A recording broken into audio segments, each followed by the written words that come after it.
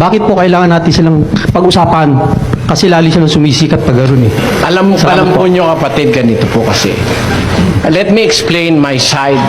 Ang Iglesia po ni Cristo ni Manalo, they put up a television show in 3 television stations in the Philippines na ang subject ako. Yung mga, those expelled members of our group, ni-expel namin because of so many evil things that they have done, nire-recruit nila tapos nagsasalita laban sa amin.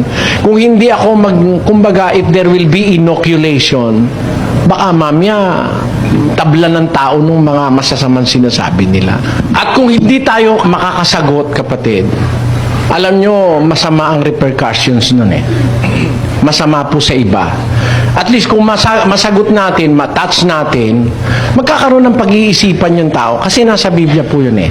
Sabi po sa Biblia, sa Kawikaan, huwag kang makialam ng walang gunita sa pakikipagbabag. Baka hindi mo maalaman kung ano ang gagawin sa wakas niyaon. Pagka ikaw ay hiniya ng iyong kapwa, ipaglaban mo ang iyong usap sa iyong kapwa. pagka hiniya ka ng kapwa mo, ipaglaban mo ang usap mo sa iyong kapwa, sabi ng Diyos. So let us put that in English. Go not forth hastily to strive, lest thou know not what to do in the end thereof, when thy neighbor hath put thee to shame. Debate thy cause with thy neighbor himself. You see that? When thy neighbor has put you in shame, debate thy cause with thy neighbor. Kailangan po ilaban mo yung usap mo eh. At inilalaban ko po ito sa husgado, sa television. Pero tama po kayo ron eh. Hindi ko man dapat yung banggitin eh. Pero tanungin niyo po yung mga iglesia ni Cristo dito sa Dubai.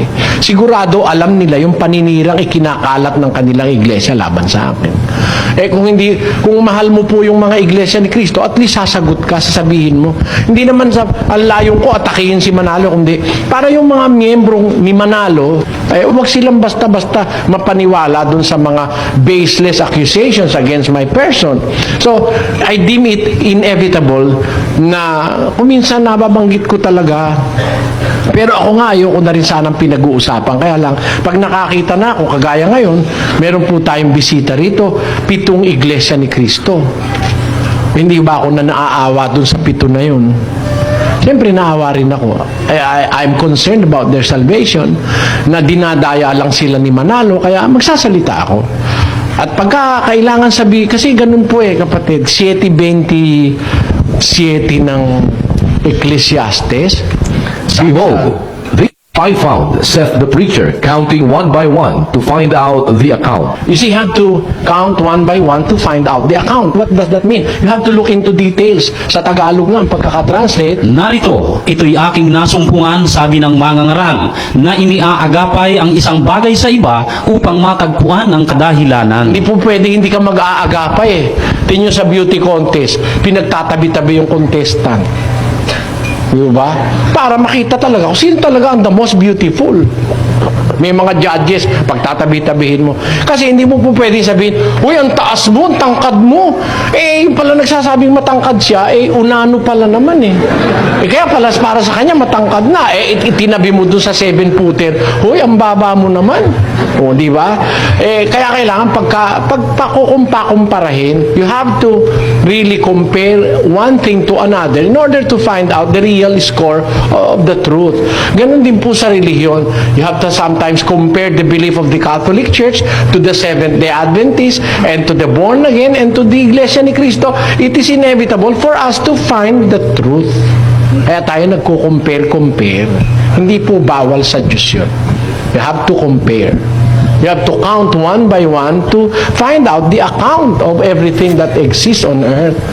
Yun po ang dahilan kaya nagkakaganon, kapatid. Pero tama kayo, sisikat lang sila, hindi ba? Pero biyaan nyo na po sila. It's a little favor we can do for them na nasabi natin sila.